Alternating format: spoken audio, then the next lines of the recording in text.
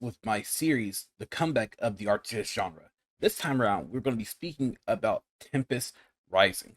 So, if you guys want to see any of the newest, latest gameplay videos and also new units, definitely click on that card in the top right corner. That'll get you guys sent my latest video on Tempest Rising. Before we get up any further into the video, if you guys can, definitely consider subscribing to the channel for more of the latest RTS gaming news or just any strategy news in general. So let's go ahead and get on into it. So at the start of this video, I just wanted to give you guys a small description of what's going on with Tempest Rising.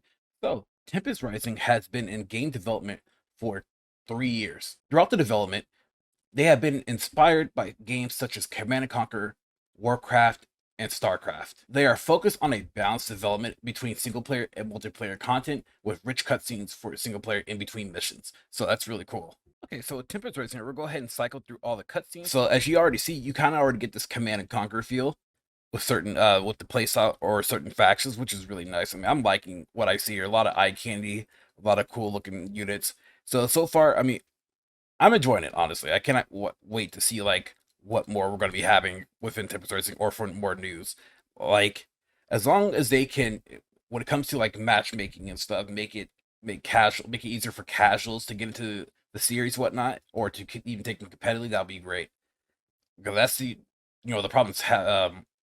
That's the problem that's holding the RTS industry back, is that whenever you have casuals play the game, and they get stomped by a pro player, then it makes the casual not want to play anymore, or at least the online portion to it. And so that's what really sucks. So hopefully they can, with the ELO rating and stuff, that will be a possibility for you not to be able to face pro players or better players. So yeah, that looks really cool, really nice. So yeah, let me know what you guys think about those screenshots there, honestly. But with Tempest Rising, we already been introduced into the GDF faction, and we also have been introduced into the Dynasty faction. Quick notes on those two factions is that GDF, their main current resource is called Intel, which they gain through combat, while the Dynasty, they're able to use their reactor or power supply in order to turn it from production mode into distribution mode, both having a distinct difference. Where production, you create power, while distribution, you're able to basically buff your buildings and your units all around for faster distribution. I guess you could say pumping out units. Better words for it. Alright, so first things first. Tempest Rising was developed by Slipgate Ironworks, 2B Games, and also being published by THQ Nordic and also 3D Realms. Really cool stuff. So, one of the main description of this game is command one of the 3 distinct factions in the desperate struggle for power and resource in Tempest Rising, a classic RTS set on Earth after a nuclear war. So, there you go. So, of course, coming soon in 2023. Okay, so a little bit about this game here. It's a classic action meets modern production and performance in Tempest Rising. Inspired by RTS greats of the 90s and 2000s, Tempest Rising is a classic base building, real-time strategy game set in a modern-day alternative history war scenario. It features 3 unique factions, each with its own approach to combat, economy, and offering a variety of strategies for players of all stripes.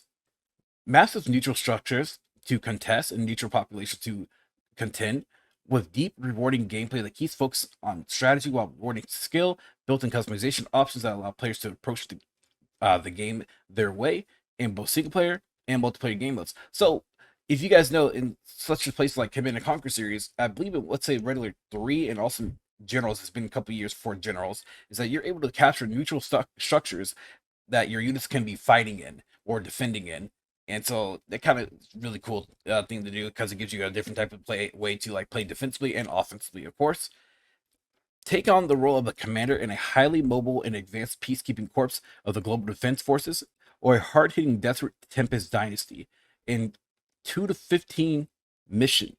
Hope that's like, is that 2 to 15 or 200 to 15? I'm not for sure. Mission campaigns that allow the player to customize their army for each mission,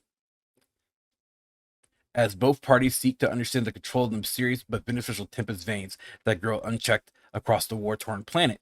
Other dangers wait in the shadows as the origin of the Tempest is revealed. So if you guys remember, like, similar to how in Command & Conquer was, right? If I recall, in Tiberian Wars especially, now, don't quote me on this unless you guys really need to, okay? Hold on. It's been a couple years that whenever Tiberium crash landed onto the planet Earth and started spreading and basically taking over the Earth. And as you guys know, Tiberium can be harvested, but it's also poisonous to humans.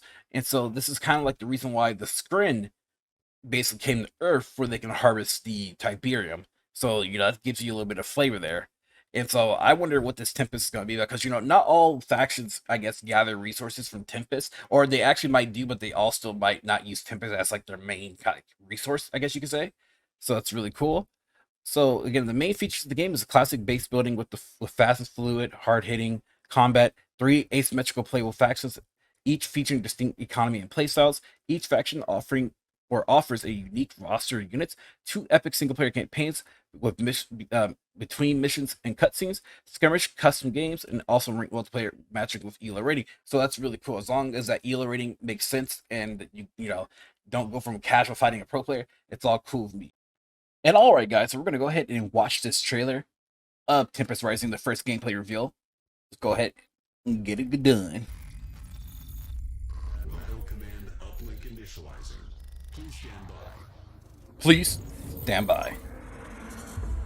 A Theater Rounds proudly presents THQ Nordic,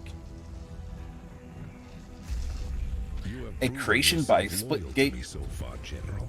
There you go. Yeah, alright Marcus, there you go.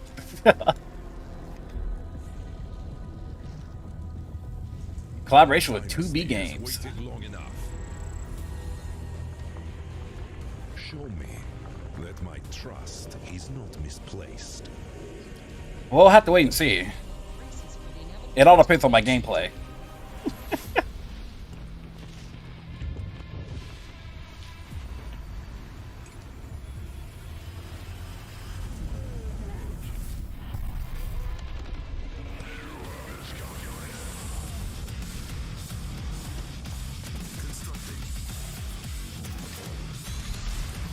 I do love the building animation, so I would definitely say that.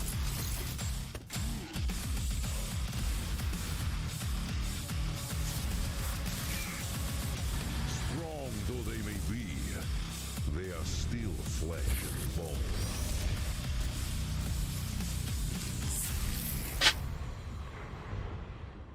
Love it. Love it. So I'm going to show you guys some more recent gameplay of Tempest Rising from Realms Deep 2022. Also with dev commentary from Wayward Strategy. Let's go ahead and head on into it. Command uplink initializing. Please stand by. And to keep this in mind, I had to just kind of chop it up a bit. So a lot of things will look, maybe you might see inconsistent, but I think you'll get the idea of what's being asked. Hey everybody, I'm Helping Hands, a content creator, loves covering strategy games. I'm here joined with Wayward Strategist, and I'm going to ask a couple of questions today on Tempest Rising. So here's the question number 1.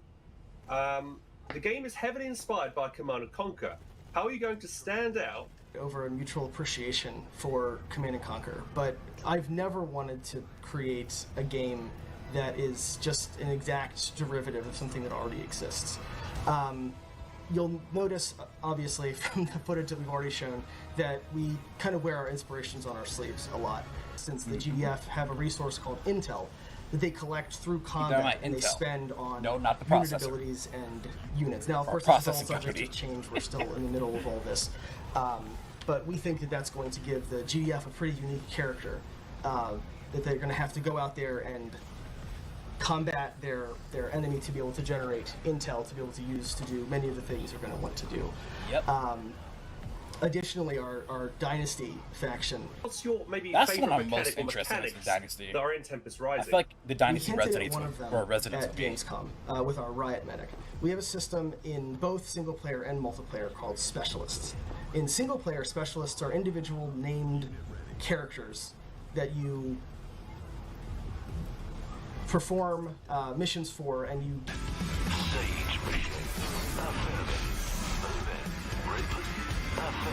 So once again, the gameplay will be skipped around a little bit, but I will be linking the video to the full source. Ready? Spinning her up. Operator. How long has the game been in development for? So but it's very annoying to deal with. Receiving. On your command. Unit ready. Artillery standing by. Unit ready. Unit ready. All right, I want you guys to let me know what y'all think about Tempest Rising.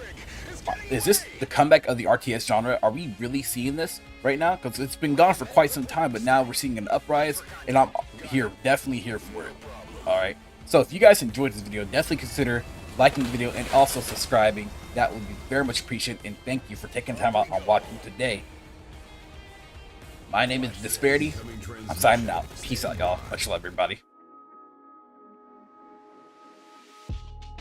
If you guys enjoyed this video, please leave a like and also hit the bell notification down below. Thanks for watching.